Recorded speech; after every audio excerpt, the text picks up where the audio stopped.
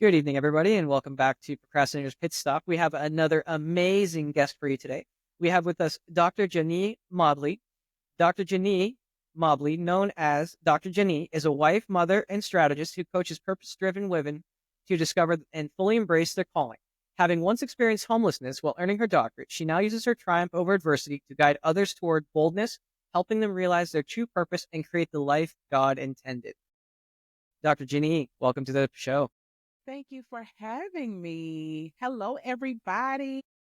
We're very excited to have you, and we're going to dive right into it. But as is customary in the show, we do have a small icebreaker for you. And the question for you today is, which fictional character do you resonate with the most and why? Wonder Woman. And the main reason for me, it's about showing up and doing it boldly and confidently. So, in simplicity, because that's what I'm all about, moving in purpose, being intentional about it, and being bold and brave enough and confident enough to do it. I love that. I love that one, Wonder Woman. I love that one. Now, as is customary in the show, we do talk about procrastination. So, what is procrastination to you, Dr. Janee, and how do you define it? And what does it mean to you personally? Oh gosh, it means a lot to me personally. And I'll share that procrastination is putting off something that you know that you should be doing that for whatever reason, and usually 99 times out of 100, the reason is the conversations that you're having in your head. And for me, it's personal because when I initially started moving in my purpose, I procrastinated. I had this big idea to come and serve women, to help them in their mindset, help them overcome confidence and overcome fear. And guess what, y'all? I was struggling with the same thing. And that struggle was literally the root as to why I procrastinated so long on projects, on showing up online, all because of the conversations that I was having in my head. Thank you for sharing that. Of course. And we all know that there's no, silver bullet or anything like that for, for procrastination. But what was your secret sauce for overcoming it? Oh gosh, I'm so glad that you asked that. My secret sauce was I realized that I was being selfish. And I'm going to tell you why. Sometimes selfish can be good for self-care, but when it's time to show up and serve others from a place of purpose, because I truly understand that the reason that we're here is just not by chance. But in my belief, I believe it was God's intention. And I realized that the more that I did not show up, because here's the thing, we all have gifts, right? And our gifts are used with the intention, or supposed to be the intention, of being a solution to somebody's problem. So when we fail to show up in our gifts, in our purpose, and our talents, we put those that we have been called to serve in a position of remaining in their problem. So I realized that I was being selfish because I was very focused on what other people would say. I was very focused on what could happen. I was looking more at me. That was the selfish part. I was focused more on me instead of those that I have been called to serve and provide a solution for. And the moment I made that transition in my mindset, I realized that this ain't about me. The people that I have been called to serve are struggling with the same thing that I was struggling with. And here I have a solution for it. Not only can I help myself, I'm required to help those that I have been called to serve. That is, it's a very powerful position, and it's very true. We often affect others in ways that we don't even know. Yes. So before we go a little bit deeper into that, could you tell us a little bit about your journey and how you got to be where you are today? Oh gosh. So I'll give you the short version of actual longer version. So in 2012, I graduated with my doctorate of pharmacy degree. And in 2012, I was fired from my job as a pharmacist. And my husband and I both ended up being fired from our jobs, right? So not right, but this is what the situation was. And ultimately it led to us being homeless for about maybe a year and a half. And it was through that time that I started to begin to work on me. And it's so amazing when you get to a place of being so low, you can't go anywhere else but up, right? And I was so determined. I literally said to myself, and this was before Donald Trump became president, but I was always a mindset person. I've always been focused on self-improvement and making myself better. And I read about his story of filing bankruptcy multiple times. And I said, surely if this man can file bankruptcy multiple times, and we had not even thought about filing bankruptcy, gratefully it wasn't that severe. I said, surely we can pick up the pieces and get this together. And it was at that moment I began to work hardest on myself than I ever did before. And I literally said to myself, I said, no, never will I ever put my income and the position of finances of my family in the hands of someone else. And I said, you know what? I'm going to focus on what it is that I have been called to do, because I understood if I moved in that vein, that is where I would obtain wealth. And wealth, yes, income, but wealth as in fulfillment. And fast forward, I literally began to take the ideas that were in my head. I had never written a book before, and I always knew that people always wanted to become better. And I said, you know what? I'm going to write a book. And it was literally in the most challenging financial time in my family's life, because I was pregnant with our son as we were going through being homeless, that I wrote my first book. And I published it and released it at one of the most challenging moments in my life. And once I did that, I said, you know what? I'm going to help other women take that idea and take it from idea to implementation, all while overcoming those mindsets. Because I had to overcome the conversations in my head to move me into execution. Such a powerful story. Thank you for sharing. When do you think, or do you know the moment when, I mean, obviously you had the vision forever and you had that impulse forever, but can you remember the moment when you thought to yourself finally, like, yes, this is definitely it. I was right all along.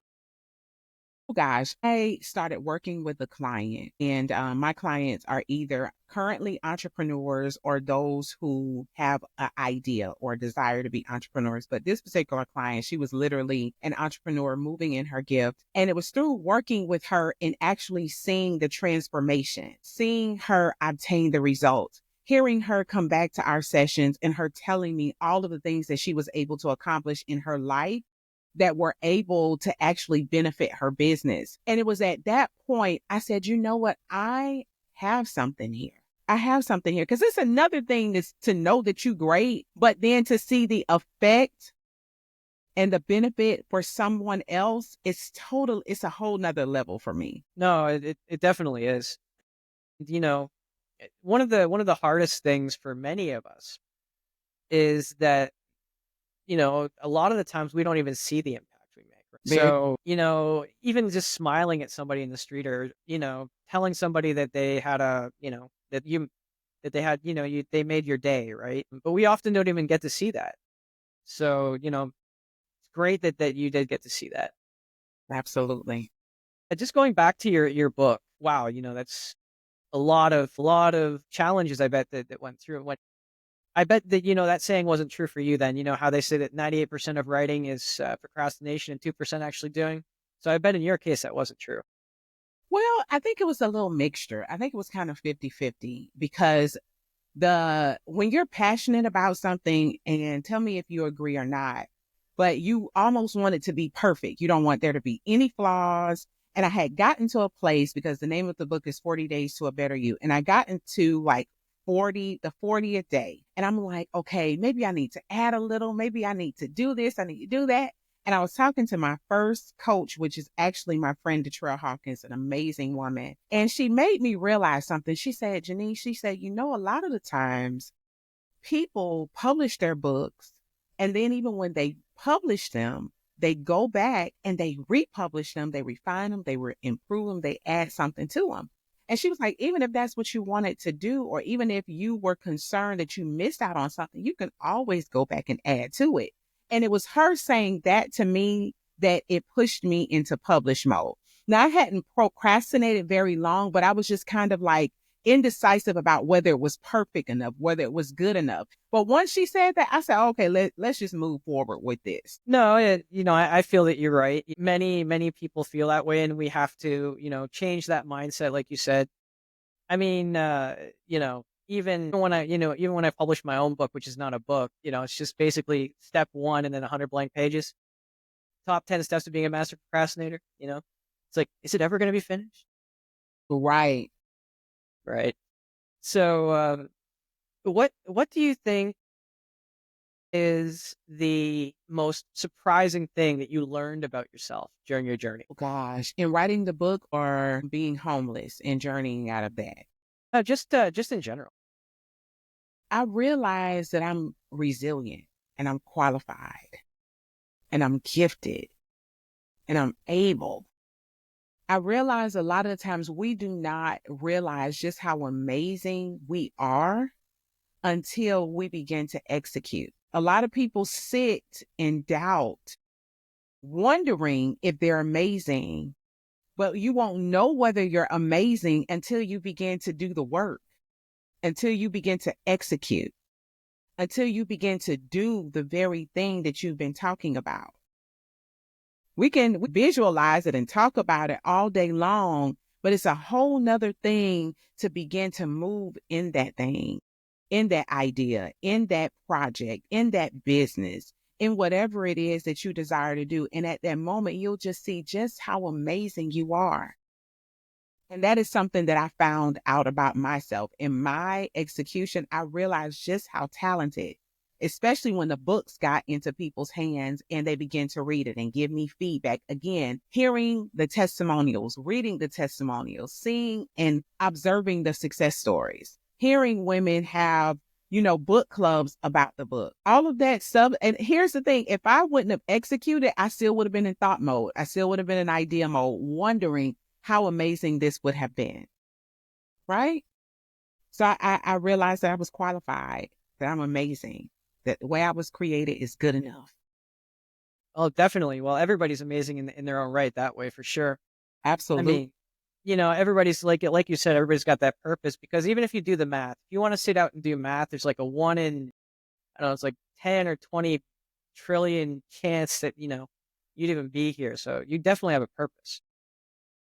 Absolutely. But when you start working with people on their mindset, where do you generally start? Here's the way I think of it. Depending upon the challenge, right? So the goal ultimately is to move them from the idea into implementation, right? Into movement.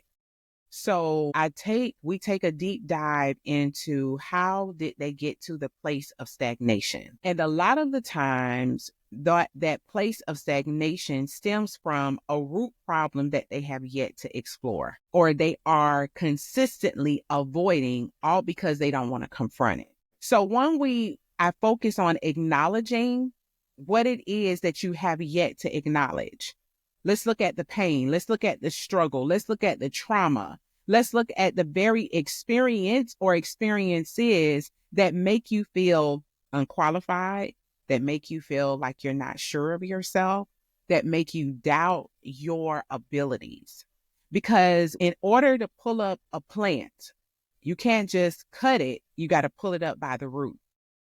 So it's all about uncovering those deep things that other people do not see. Yeah. So, I guess you could sum that up as, the only path to freedom is through pain. That doesn't sound.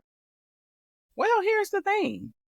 Pain is always a sign that something else is going on. So whenever you experience pain, that makes you aware that something is not right or something needs to be cared for. If you don't feel the pain and the wound is there, you can't take care of the wound. So when you're aware of something, which is the pain, then it gives you the power to care for the very reason as to why you're in pain. But a lot of the times people are more so focused on having to confront what is painful, but it actually positions you in a place of power to get delivered from the very pain that you're experiencing. And you have to look at it like that. And I don't say that loosely. I say that from experiences.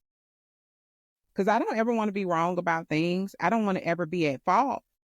And a lot of times, even when I think about poor decisions that I've made in my life, although it's uncomfortable, when I acknowledge it, even to myself, I may not tell the world, but it positions me in a place of power to be able to heal. Well, I mean, that goes back to self-compassion, right? And just But understanding that, and this is just something that I use as a very generic boilerplate thing. You know, we do the best that we can with the information we have at the time. That information might be, incorrect. It might be, there might be something missing, or maybe it's just wrong. And I mean, I always go back to doctors. I mean, you trust doctors, sort of, right? And they were telling us, but what, back in 1940, 1950, all doctors smoke Camels. It's not going to kill you. mm, 1960, 1970, you're good. You're good. Still keep smoking them. 1970, 1980, up there might be something to this cancer thing. 1990, oh yeah, yeah, we gave you cancer. Slap a little sticker on that. Yep, my bad. So I mean, if you can forgive them, and again, at the end of the day, the one thing that we have to remember too is that nobody sets out to do the absolute worst thing they can do with the information they have. you're right. Absolutely. But we make What would you say our is best. is an example? I'm sorry. I said one of the things that I was saying was a lot of times you say that people are doing their best, but there are a lot of people who are acknowledging that they aren't. I mean, who are not acknowledging that they aren't doing their best. A lot of people are in a place of hiding for the very reason, as you stated, they don't want to deal with pain. And I've actually had people tell me that. I've had a person tell me that they don't want to deal with their stuff. And I'm sure, and from what she was saying, it was ugly. But a lot of people, they look at it from that standpoint instead of understanding the benefit of healing. And people don't realize that when we look, even when, let's just look at a wound, right? If somebody stabs you, common sense would say, go to the hospital, get stitched up, get it cleaned up. But if you stay home, blood leaking, dripping down your body, few days, it's going to stink. They're going to be pus. It's going to ooze, right? All because you didn't take care of a wound and a pain that you were experiencing. Let's look at it on the emotional end. It may not be physical. It may not be dripping with blood, but you may be bitter. You may be angry, right? You may be treating people when we go to restaurants or we go out to the public. And a lot of times people who are supposed to be serving us are very attitudinal and disgruntled.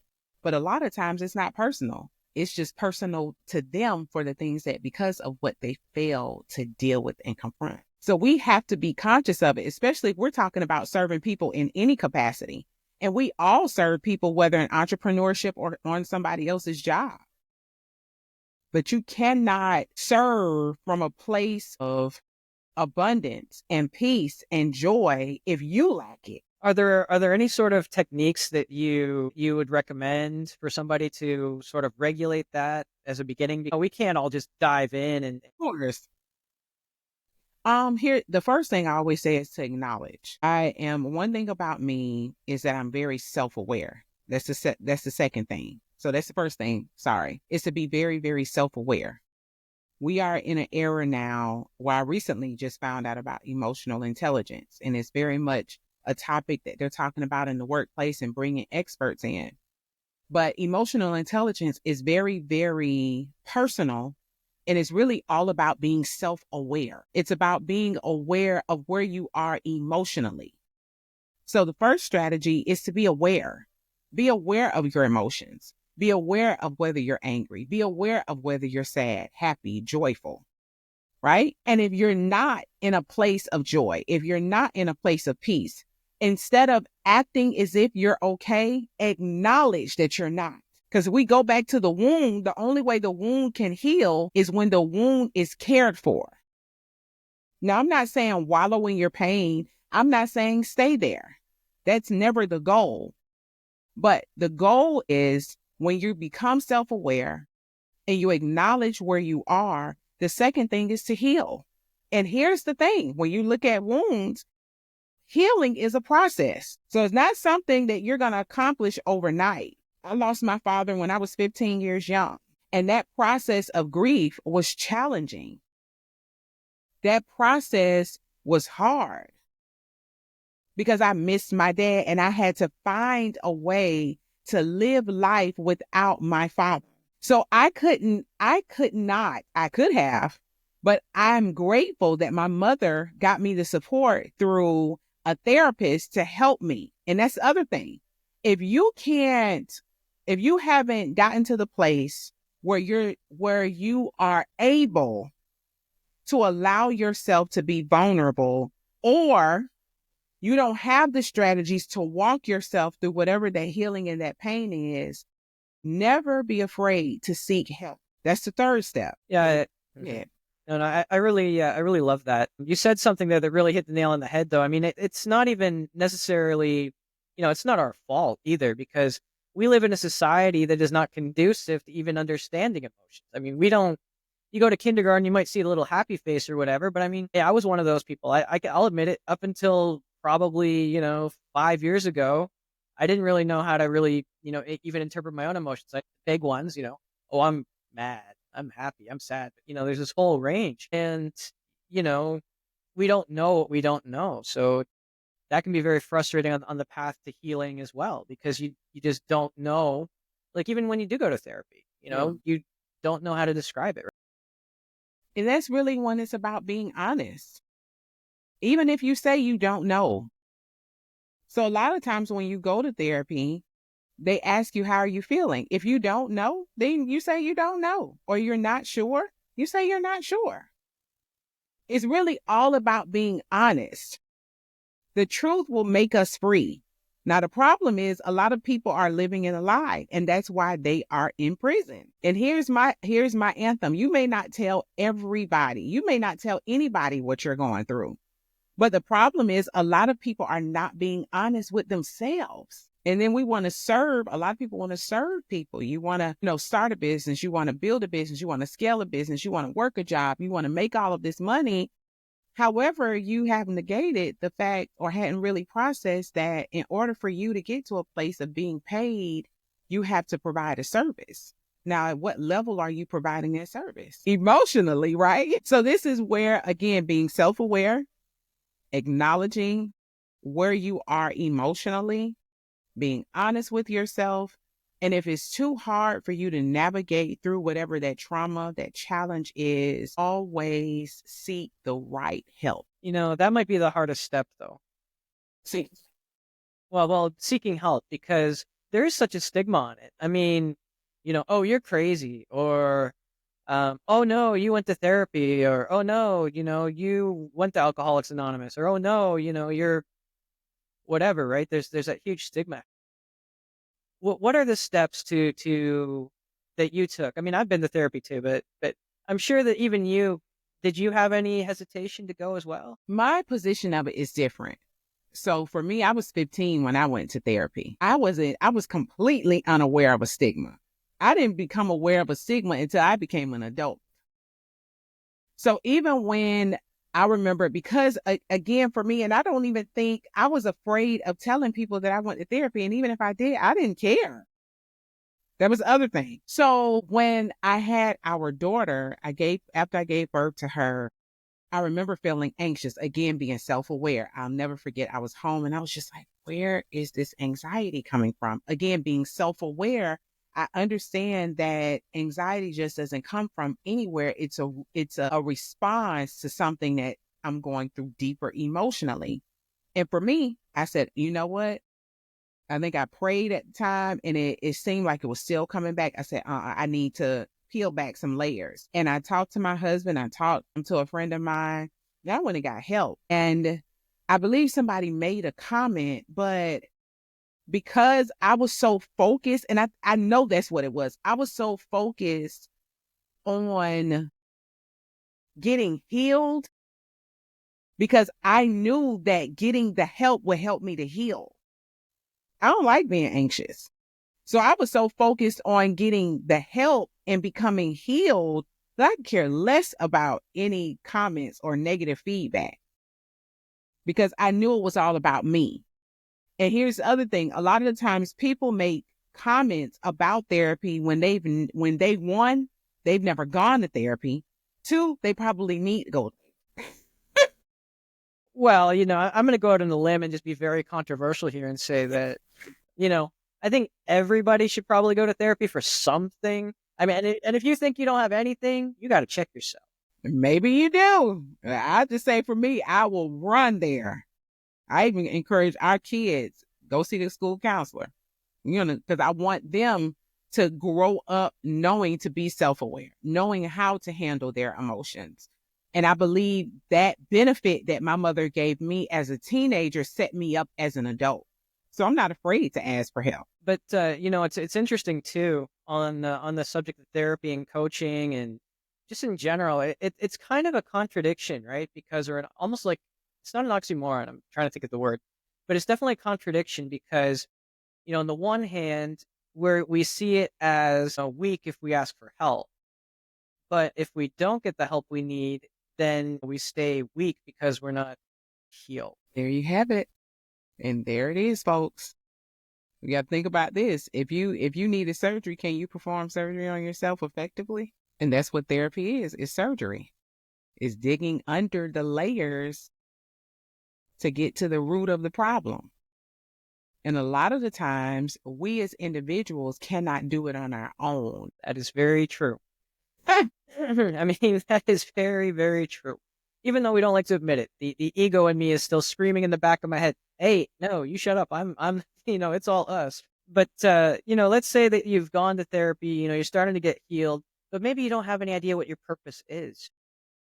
Where do you start in on trying to find a purpose? I mean, you knew all along, but I'm sure many people sometimes just floating stagnant because they don't. Well, to be completely honest, I discovered my purpose from my relationship with God. And that is literally the honest truth. And I'll give you a perspective. The person, and I always give this analogy because it just makes sense. Your purpose is a purpose of a thing is the intention behind it. So when we look at, I use Tide, right? So if I wanted to know what was the reasoning behind Tide, why did they create Tide? What was the intention of Tide? I'm going to go back to where the person or the company who created it to identify the intention meaning the purpose. So through my relationship with God, it helped me to connect. One, he was able to tell me who I am and what I've been called to do. Why? Because he created me. Just as when you think about your book, if people had questions and wanted more details behind how did you come about this, then they're going to come to you, Chris, right? So for me, that's how I identified my purpose. And a lot of it was really, it's different because it showed up in ways that when I was always the encourager in terms of friendship. And that's something I love to do. And that's another way of identifying what your purpose is. It is something about you that is that light that goes off. It's easy for you to do. When you get into it, it's a bang. You can talk about it and do it probably all day until you get tired. It's not a whole lot of effort or work for you. So that's how I discovered mine. You hit something on the head there too, and that you know I've experienced this. You've definitely experienced this. Many people have experienced it. That where does that energy come from? There's a limitless supply of energy, right? Because, and it's true. If I have to do if I have to do a homework assignment, at 10 o'clock at night, no, no, no, no, no, I'm going to bed. But hey, if I'm out all night with my friends and we're out in the abandoned parking lot, we're kicking cans down the street, we're laughing, we're having a good time. We get back at 5 in the morning. We might just shower and head back to school. Got you. And so it really is about just finding. So would you say that finding your purpose is about finding, I guess, joy? It brings joy. It does bring joy. I would say that is the effect. I would honestly say that is the effect of finding your purpose. That is and also a benefit of identifying your purpose. Because there are a lot of people who are making money and working jobs that they actually hate, and even building business doing stuff that they actually hate, right? But it's about that is the result. That is the benefit. of identifying your purpose. I love that you bring that up because that goes back to, telling yourself the truth, being in alignment. Because if you do something you hate for many, many years, that's going to take a toll on your mental health, on your physical health. You know, you're going to be yelling at the husband, you're going to be yelling at the kids, you're going to be kicking the poor dog, who knows who else, right? Yeah. And when you think about it, it's another way of you becoming aware that something is not right. That's another level of discomfort or even pain for some people. But instead of exploring and going deeper, again, being self aware and acknowledging that you don't really like the job or you really don't like the career, or maybe you shouldn't have gone to school for this. You keep going because the goal in that example is probably to make money, is to take care of your family.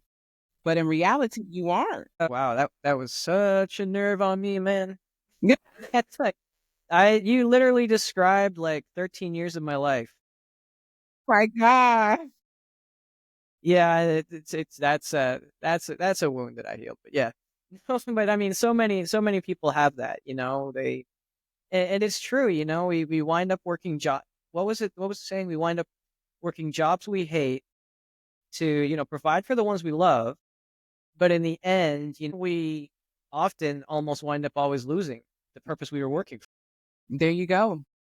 And you end up neglecting your family, doing something that you hated doing anyway. Yeah, it's a powerful message right there. I don't think we need anything else in the show other than that. Just don't do something you hate. That yeah, it's just doing it. Wait, there was a song like that, right? Doing something you hate for the no King of Queens, maybe. Mm. My eyes are getting weary. That's getting tight. But all I care about is getting home to you, and then something. But anyway, I went off on a tangent there.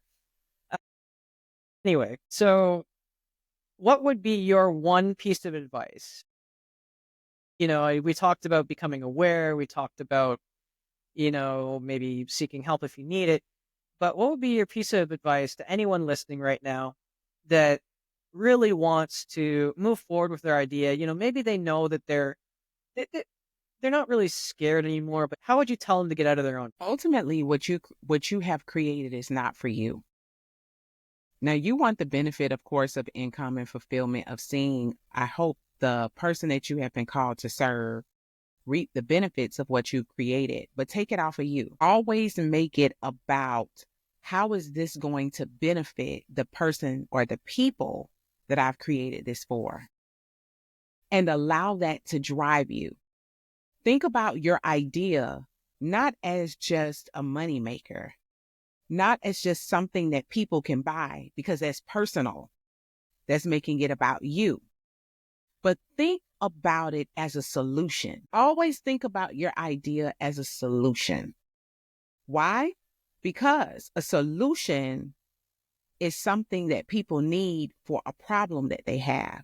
Whatever that problem is, you can be a chef, you can be a cook, you can be an author, you can be a coach, you can be a teacher, you can be whatever. You have a solution.